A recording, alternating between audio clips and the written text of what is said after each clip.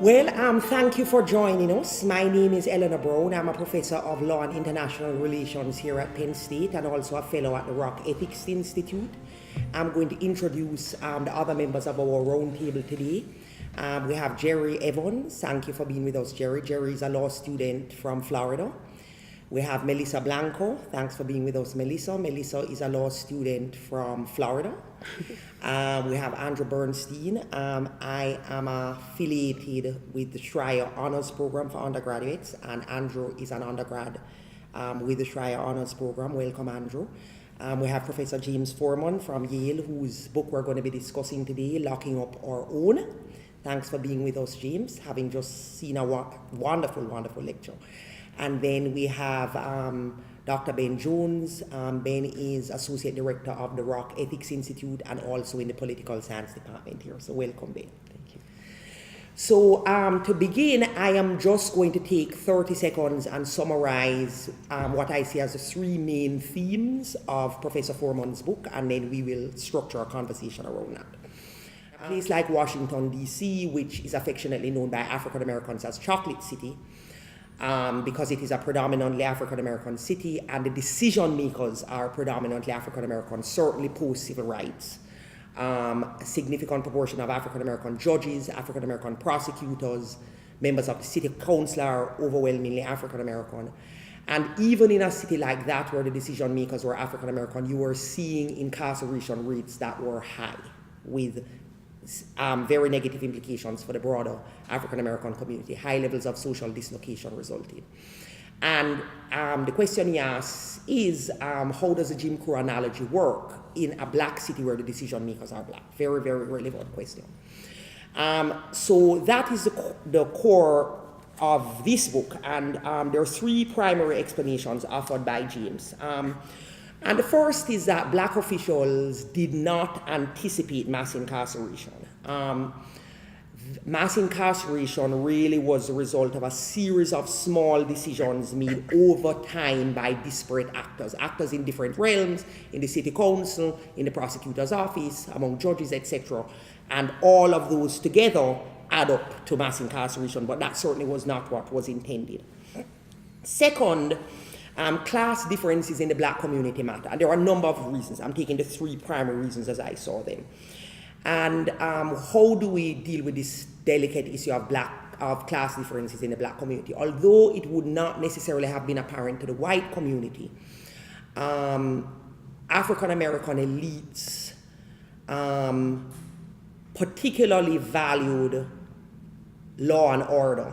And they valued it because we all value law and order, but they also valued it because of what has been called in the literature, I can't remember whether James uses this term, but the politics of respectability, the notion that there has always been a quest among African Americans to show that they are good citizens deserving of all the benefits of the American Constitution. And to the extent that certain African Americans were engaging in criminal behavior, they felt that reflected badly on the community, and there was an effort to distinguish themselves, okay?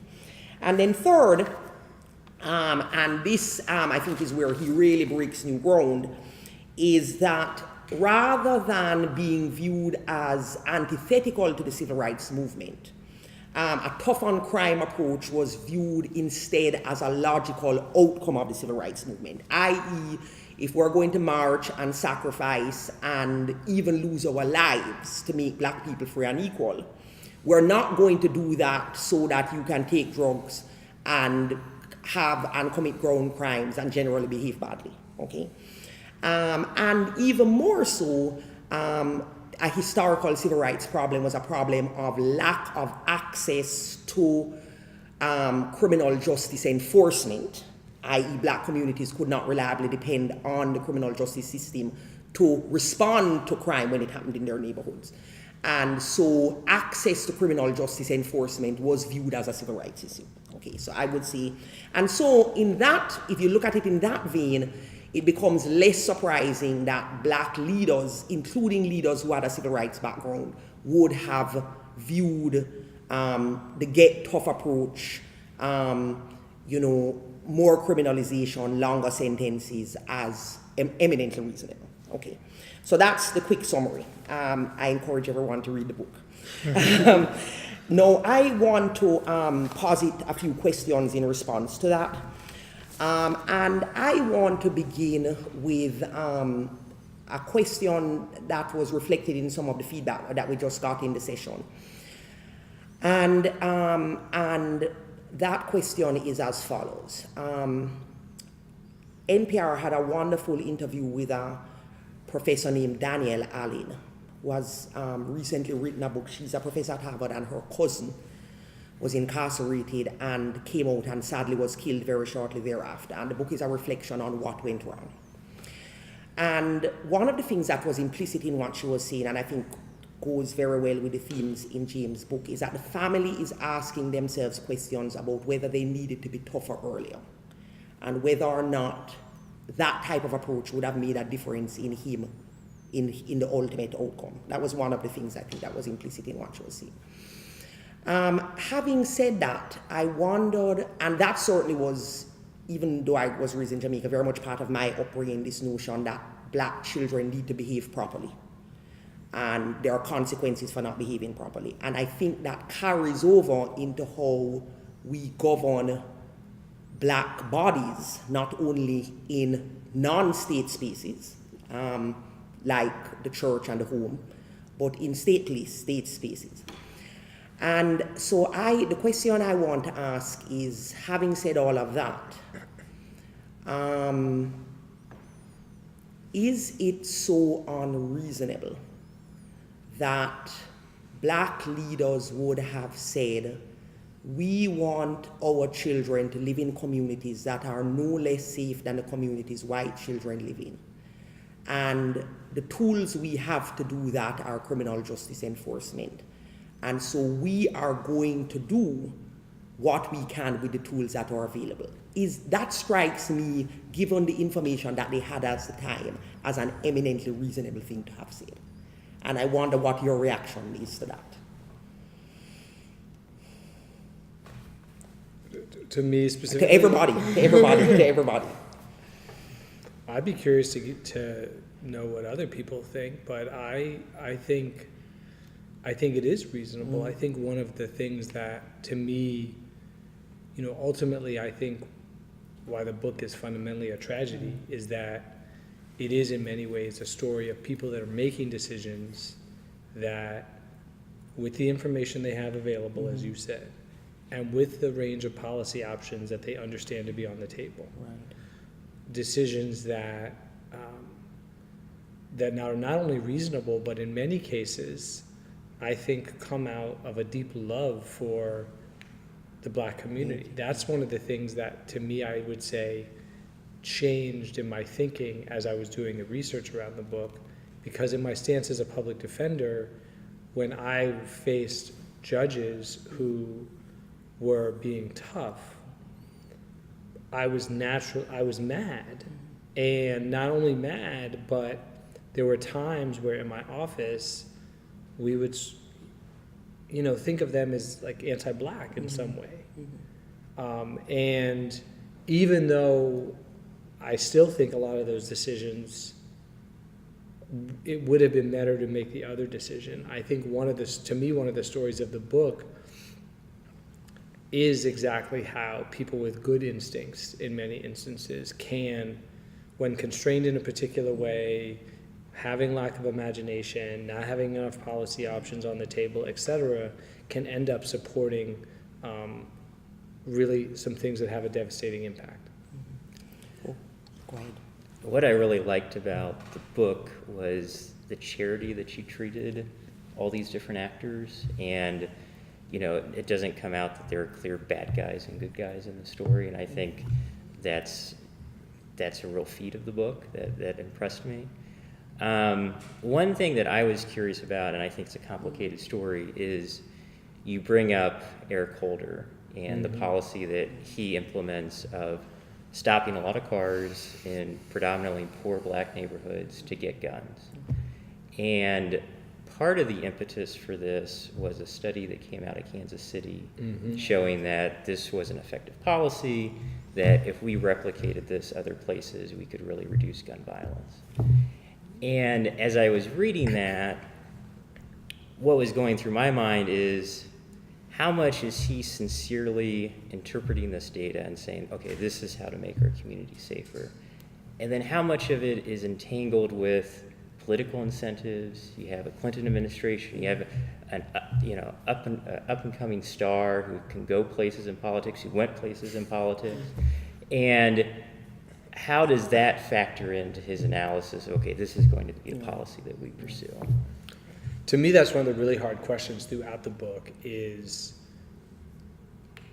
at one level, I am trying to understand people's motives, but at the same time, you don't really know, right? You don't know people's motives. And so I think in general, when faced with an absence of direct information, like I don't know what Eric Holder exactly was thinking at the moment that he launches Operation Ceasefire and starts pulling over all of these cars. So you try to piece together what, a person's motives might be based on the shreds of evidence, but I try not to lean too hard on providing an explanation because I don't have, I just don't have, it's not that kind of piece. I would need to go and interview 50 people who knew the individual at that moment in time. Right. And even then I might not be able to tell a real motive story. So I stay away from trying to conjecture about, well, how much of this was an individual's desire to rise in the hierarchy of law enforcement, right? The motive that I end up focusing on, it's really interesting you asked this question because I hadn't thought about it till right now. What I do try to answer the question is this a person whose life suggests kind of a commitment to the health of the Black community, right? Like I'm often playing with is this a race man, a race woman, right? And I kind of answer that question. And with Holder, I think the answer is clearly yes. Almost you could talk about public policy in a way that's kind of devoid of racial references, or you could talk about, and Holder talks of, not just now, but for his entire public career has been talking about race. He talks about being stopped by the police himself. That's something I feel like I can take a stance on. But certain other motive questions, I think I just have to leave unanswered. Did any of you want to? I actually did have a question. So we were earlier we were talking about the politics of respectability, and then I also read the politics of responsibility, and I think that was a very big motive for everything that occurred and why this all began. But my question is, do we still see that? Is that still something that is motivating a lot of the policies that we are still enforcing? Because I know, at least in the Hispanic community, that is very, very prevalent, especially with the immigration stuff that's coming about. It's like, my father immigrated to the United States, and he tells me, I came here, it was really hard, so you can go get an education, it's easier for you. But the difficulties are different. So, in your opinion, do you see that we still have those kind of expectations on my generation from, I guess, your generation? Oh, wow, right. Now I'm the older generation. So could I add a little addendum to that before you? So what I would add to that is the following. I think a big part of reading this book was particularly interesting in the era of Black Lives Matter.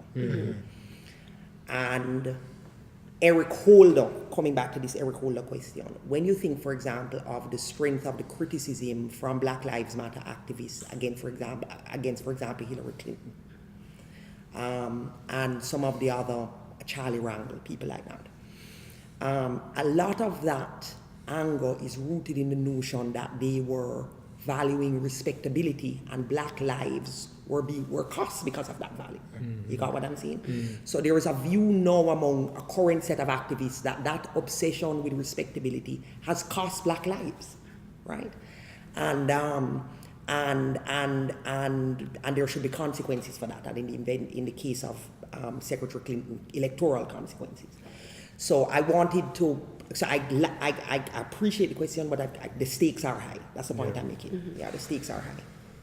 So to me, the reason why I wanted to distinguish, right, and Eleanor explained what respectability politics are in her opening, and the reason why I wanted to distinguish another feature, what I call this politics of responsibility, is I felt like there was another set of motivations. So respectability politics, right, are clearly going on, and lots of people have written about that, and you see evidence of that in the book.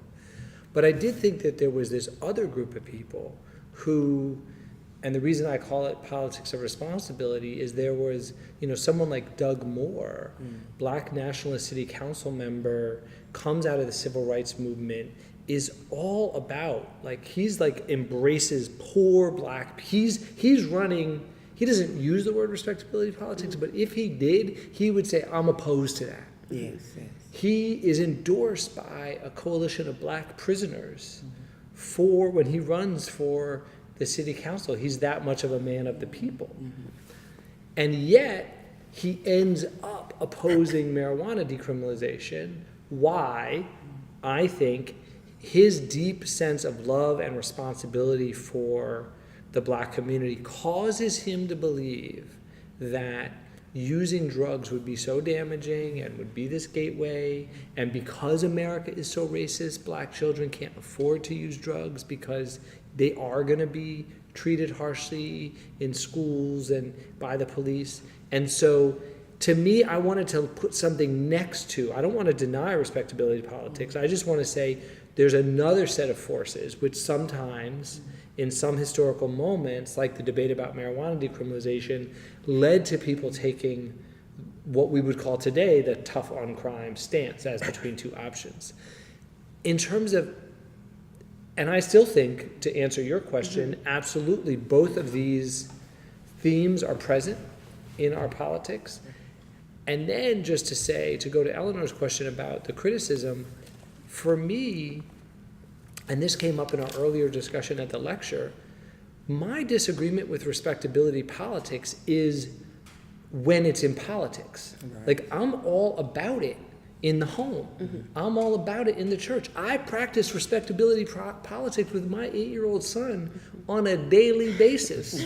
I'm like, no, you can't do that. You have to be twice as good. Yes, you have to study harder. Yes, you are going to be unfairly judged, right?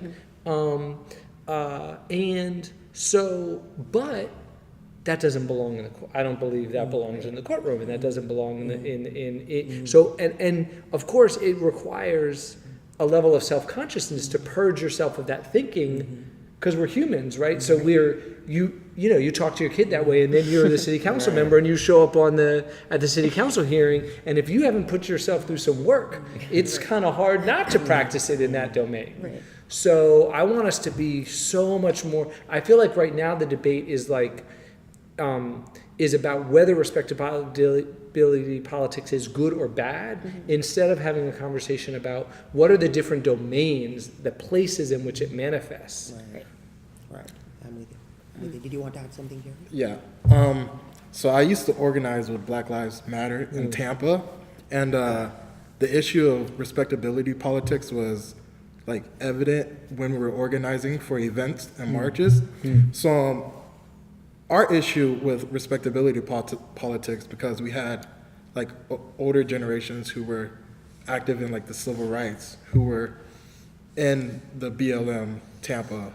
So we viewed that respectability politics wouldn't work anymore, because they wanted to go to the political route, vote in a person who could change our circumstances.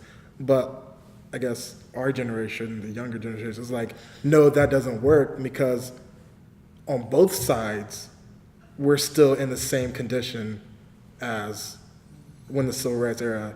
So we view, I can only talk from my experience and the people that I've organized with, because I've organized with different activists. The way we viewed it is that both political parties, Republicans and Democrat,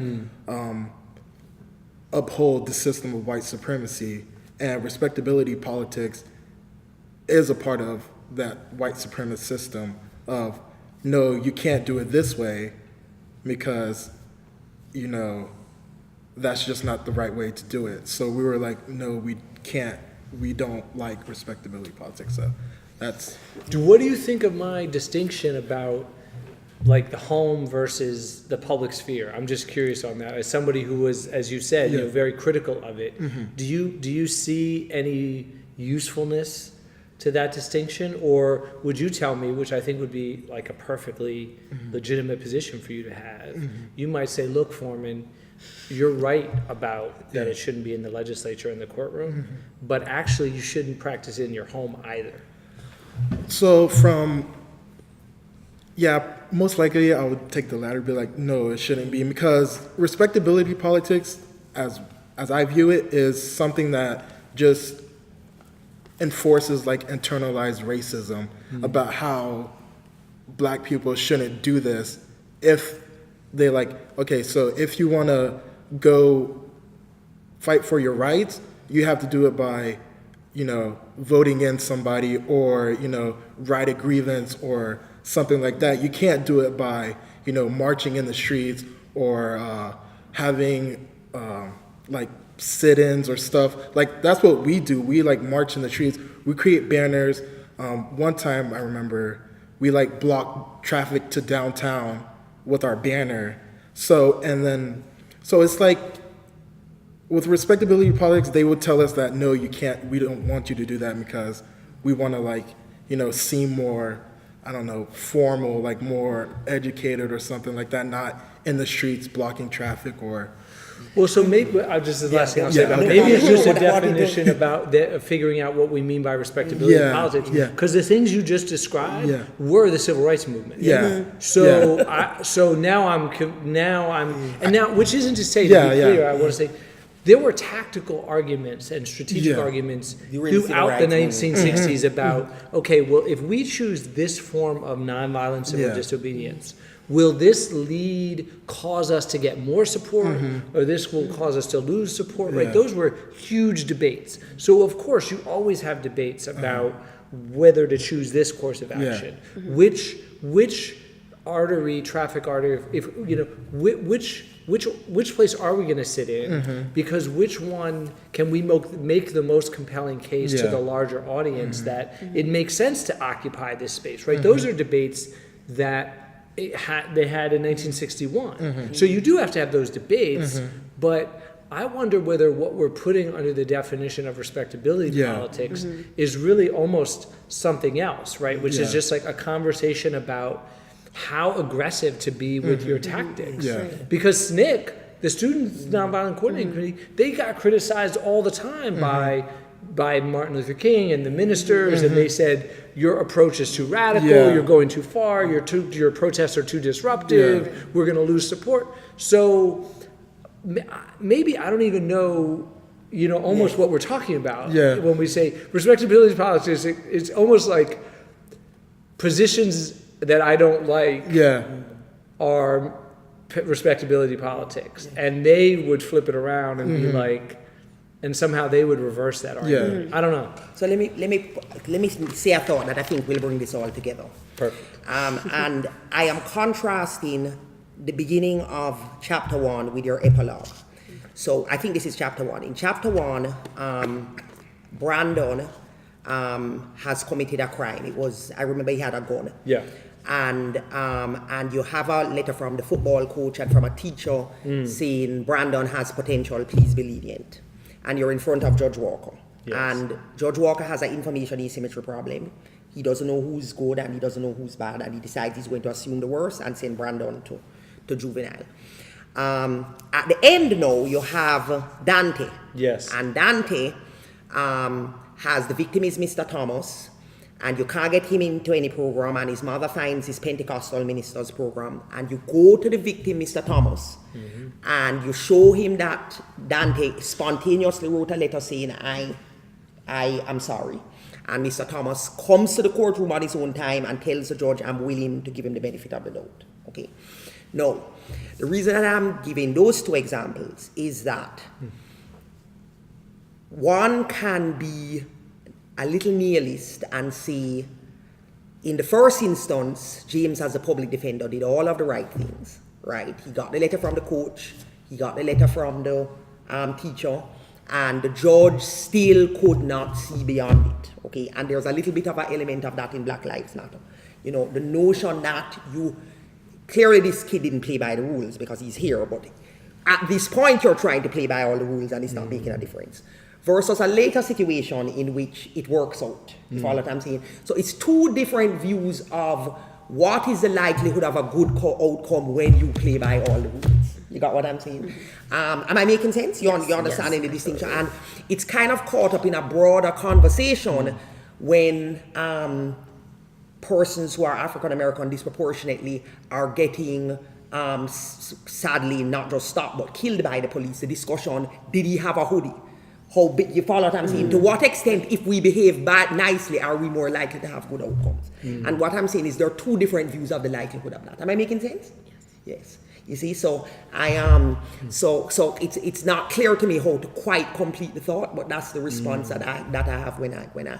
But anyway, we only have a few minutes left, and I want to. And we have to get our. Yeah, we have to get Andrew. I will have to get Andrew. So I wanted also to ask whether or not, given the situation in which we find ourselves now, where you have such a high proportion of the citizenry incarcerated, and we are individual persons who are trying to figure out what we can do. And Andrew, I'm going to direct this to you. Coming out of James's talk, what did you feel that it was possible for you to do to kind of be part of the conversation as to how we fix this problem? I think the key is the conversation itself, because the way we got into this mess, as detailed in the book, is through isolated actions by individual actors, not thinking that they were part of a larger system and not realizing the repercussions of what they were doing in relation to a larger system. And what I worry about now is when we are so much more polarized and not willing to talk to each other, and not willing to approach our neighbors and ask them, what do you see as the issue? What is affecting you? I worry that we will not be able to find these solutions unless we have these conversations. So I think the way forward is to do something that happened in your book, where the students at Maya Angelou had the police officers come in and talk to them. And it wasn't successful in that instance, but I think just trying to have those conversations, getting everyone into the room and getting people to respect other people's humanity is what we have to just keep trying to do, because until we respect each other and realize that the individual decisions that we make have a large impact on other people in ways we might not realize, we will not move forward. I think also just building on that, I mean, that feels right to me. And another sort of layer of that, it seems to me,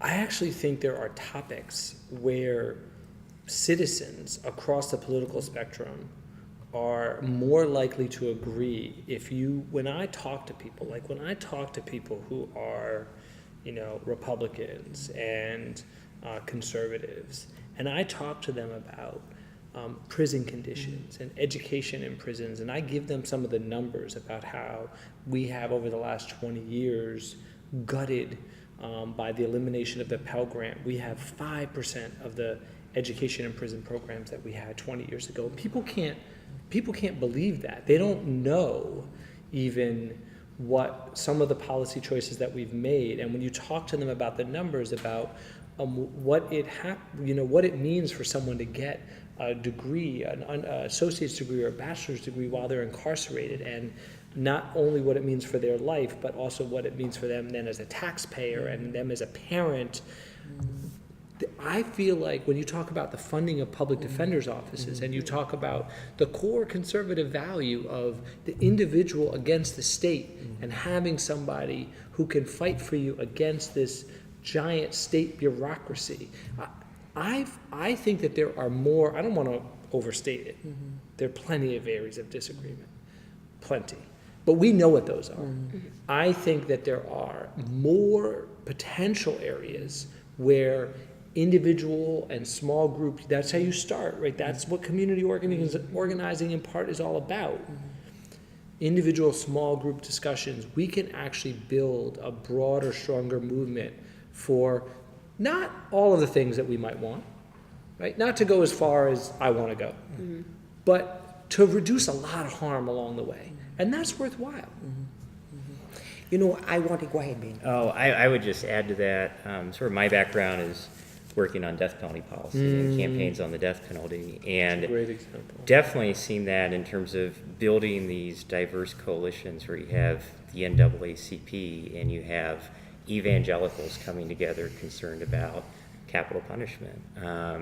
Sort of, you know, it's not pro-life, costs too much money, and it's not limited government to kill people. So I definitely, I mean, just from my own work, I definitely think there is a lot of opportunity for that. And I guess, I mean, one thing that came out in your book is the idea that we shouldn't treat anyone as disposable and no one is beyond redemption. And I think that's not the way we talk about criminal justice, but I think there's a lot of shared values where that could become a more central value in how we have these conversations. Well, that's a beautiful segue for another point that I was hoping to make, because it is a difficult point and not a popular point. But James, one of the things that you made clear, particularly in the epilogue, is that you have a difficulty with the way that current policy debates are distinguishing between non-violent offenders and our willingness to give them a chance, and violent offenders, however we define those, and our general feeling that we have written them off. And I wondered if you could talk a little bit more about how in this environment, which is undoubtedly a difficult environment, one would make that case. It's a tough case to make.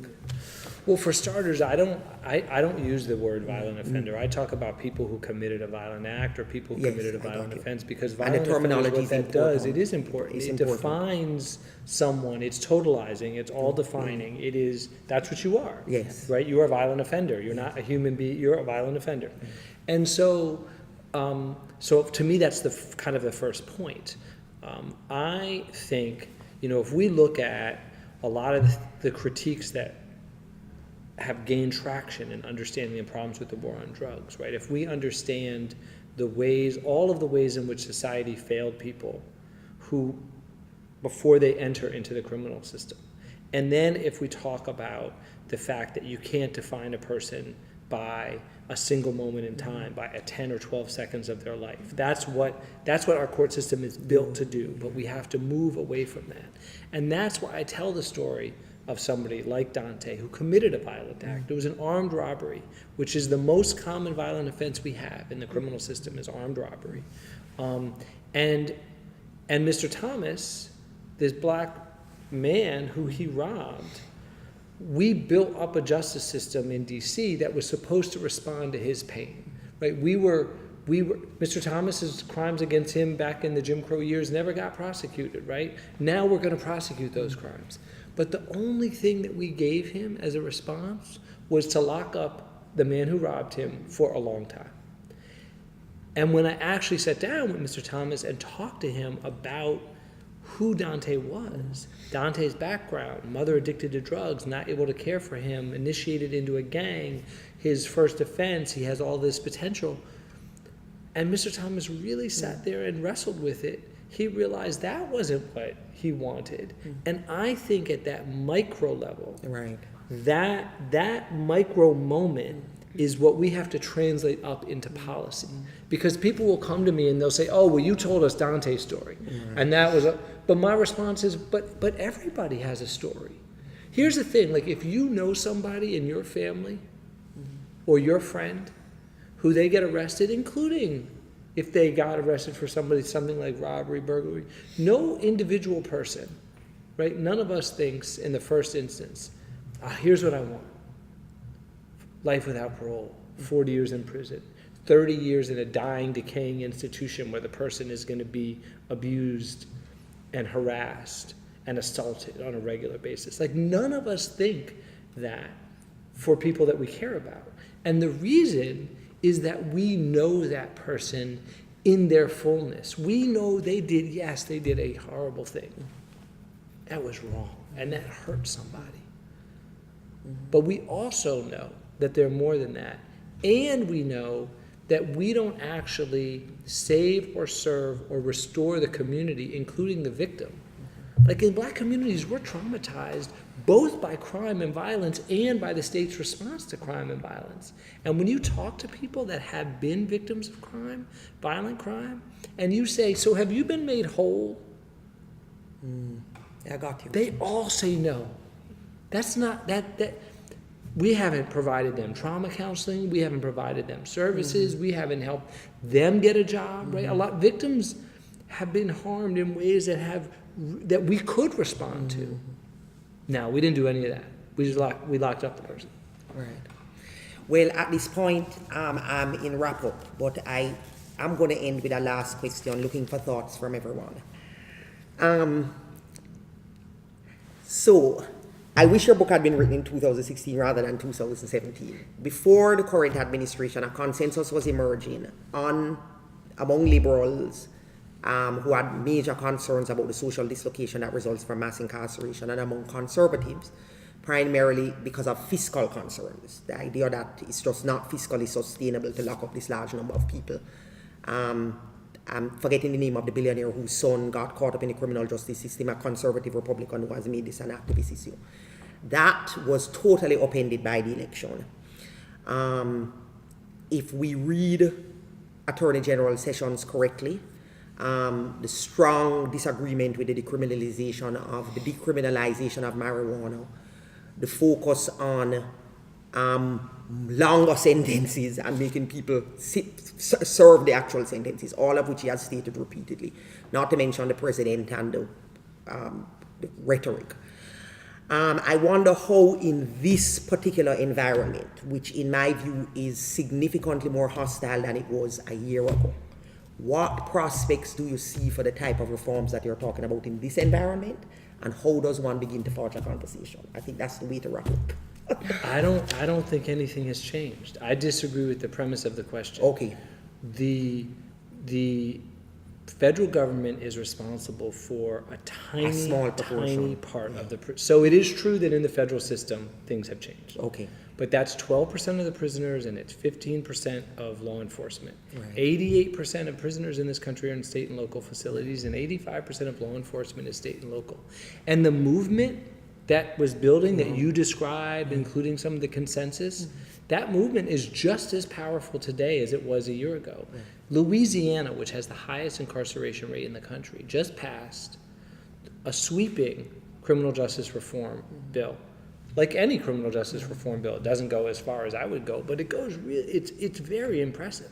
Alabama just restored voting rights. I mean, these to lots of citizens with records. This was in the last 2 and 3 months. So the activists on the ground that have been helping to build this haven't stopped fighting. The conversations haven't stopped happening. The fiscal concerns that brought some people to the table, although I'm not especially moved by that as an argument, but it brings some people to the table, those haven't gone away. The state budgets are still as unbalanced as they ever were. So I think that outside of DC, the movement remains very, very powerful. Okay.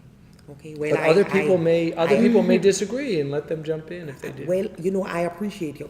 Is there anybody else who wants to jump in? Well, just building off of that, I think that because it is at a state and local level, our attitudes regarding race and racism in America, because of the new administration in large part, I think that we are more aware of what's going on, and we're more open to discussing it and having those conversations that are harder to have. So I actually think that our efforts to lower these incarceration rates and help this problem that has happened, and as you say, like the small, like it has just as it went up, it has to come back down, and it's small movements that do that. I think that now that we're having more conversations and we feel that these issues are really changing the way that we view America and everything else, I think that there will be more change than we think will happen. So Melissa, go ahead, Andrew. Yeah, I just want to offer a possible counterpoint. Okay. Obviously, a big thing. Leave it to the young people to end up on the negative side of it. Go ahead. Classic skeptic here. So one of the things that Donald Trump ran on was the whole law and order motion. And we're talking about how these changes do happen on a local level and how this is a local issue. But what concerns me is that Trump got a lot of people to come out and vote who hadn't voted in a very long time. That's why all the forecasts were off, and we ended up with a big surprise in November. So I worry about whether this law and order rhetoric, if people who were that energized by it, who felt left behind by a system, would be willing to come out and vote for president, would now be willing to say, well, I want to restore law and order in my local community and my state level too. And I don't know this for a fact to be true, that they are involved at that level, or if people do see that connection at that level, but it's a possible concern that I have. Is Trump the new Republican Party, or is he a detour? You know, and if he's the new Republican Party, then the incentives for lower party officials to go along, that's worrisome. Right, which would be a counterpoint to James. Now, to end, I would just say that I cannot disagree with James on the numbers. Overwhelmingly, the problem is a state and local issue as opposed to a federal issue. This struck me though, and I said in my introduction at the talk before, and this is how I think the environment has changed. Very quickly, because we're wrapping up. There was a front page New York Times story on Michelle Jones, who is now a PhD candidate at NYU, served 20 years for the murder of her child, won an amazing history prize for a paper she did while in the Indiana prison. The history department at Harvard had recommended that she be admitted. That was overturned by administrators, and she was not offered a letter of admission. What was very striking to me, because I found this, I'm thinking to myself, progressive people are disproportionately represented in universities. This was supposed to be an easy case, not a hard case. And what I was very struck by was in the New York Times article, one of the administrators who was interviewed said, on Fox News, the story is going to be, we gave $200,000 to a woman who murdered her child to come and do a PhD at Harvard. That's what they said in the New York Times article. And I thought to myself, whoa, I think that this decision might have been different a year ago. In other words, the background environment had changed sufficiently that part of the decision making, which was being articulated openly, I was very struck by that. Very, very struck by that. So that's why it leaves me, although I can't disagree with your concrete numbers, it leads me to worry whether or not there might be implications. The rhetoric might have implications that we're not fully grappling with yet. Anyway, I don't want to end on too pessimistic, but on that, okay. Well, the last thing I'll say is it's up to us to decide if we let it, right? If we that professor, if that was the reasoning of the professor, then that was the failing of the professor who let the election results then translate down into that moment that they could control 100% within the control of. And so I would say the impetus is then on all of us to not allow that to happen, to not allow the fact that Trump and Sessions are saying what they're saying to influence our advocacy and our activism and our decisions about who we admit to our university or anything else that's within our domain of control. Yes. Well, on that note, I want to thank you all for participation in the roundtable. I really particularly want to thank James. And if I were Charlie Rose, I would hold up the book. Locking Up Our Own by Professor James Forman of Yale Law School, who is here with us today. Forgive me for not being Charlie Rose. Thank you. Okay. Thank you, everybody. Thank you. Thank you for having very us. much. Yeah, I really appreciate it.